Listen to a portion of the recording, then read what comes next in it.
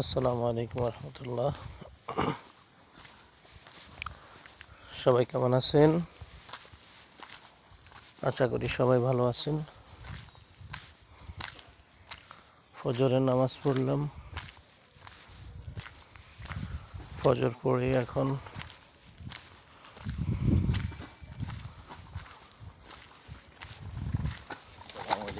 ওয়ালাইকুম আসসালাম রহমতুল্লাহ। এখন বাসার দিকে যাচ্ছি।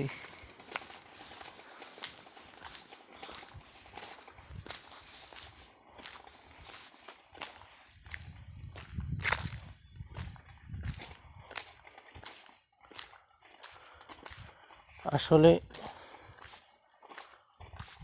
ইবাদত করার জন্য বা ইবাদত করার আগ পর্যন্ত যে কষ্টটা মানুষেরা সাধন করে, সহ্য করে, আল্লাহর ইবাদত করার পরে,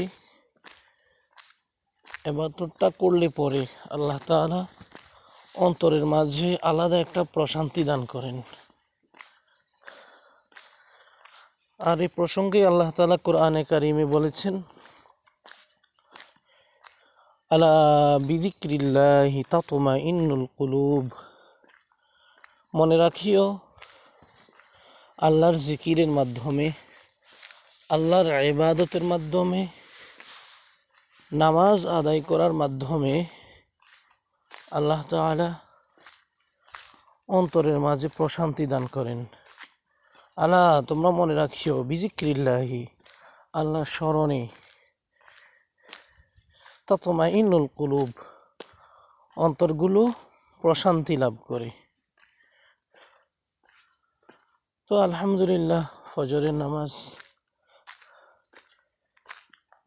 নামাজ আদায় করার জন্য যে আনুষঙ্গিক কাজগুলো রয়েছে, যেমন ঘুম থেকে ওঠা, ওযু ইস্তেঞ্জা করা, শীতের মৌসুমে ঠান্ডা পানি ব্যবহার করে ওযু করা, এরপরে আজকের ওয়েদার, আবহাওয়া একটু ঠান্ডা ঠান্ডা ভাব, কুয়াশা, ঘন কুয়াশা।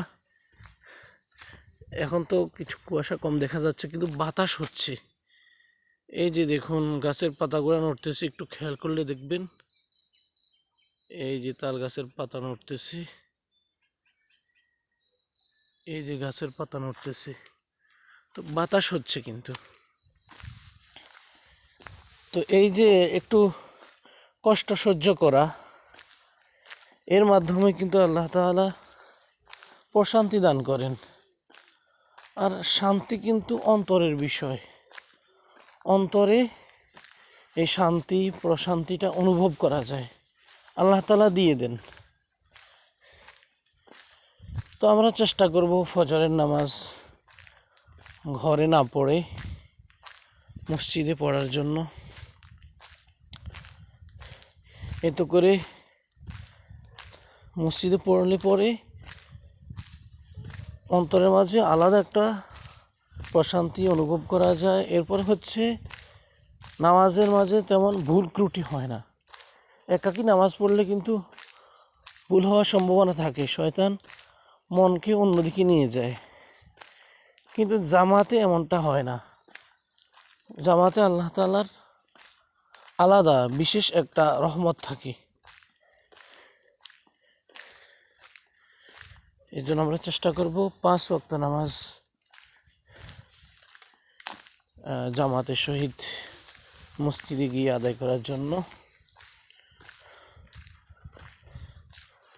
আল্লাহ তাআলা আমাদেরকে 5 ওয়াক্ত নামাজ জামাতের সহিত আদায় করার তৌফিক দান করেন, আমিন।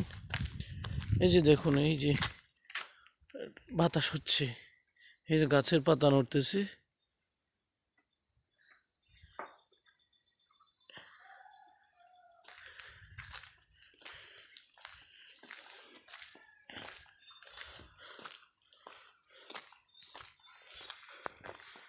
তো সবাই ভালো থাকবেন, সুস্থ থাকবেন, নিরাপদ থাকবেন। সবার সুস্বাস্থ্য কামনা করে, সার্বিক কল্যাণ মঙ্গল কামনা করে এখানে শেষ করছি। আসসালামু আলাইকুম ওয়া রাহমাতুল্লাহি ওয়া বারাকাতুহু।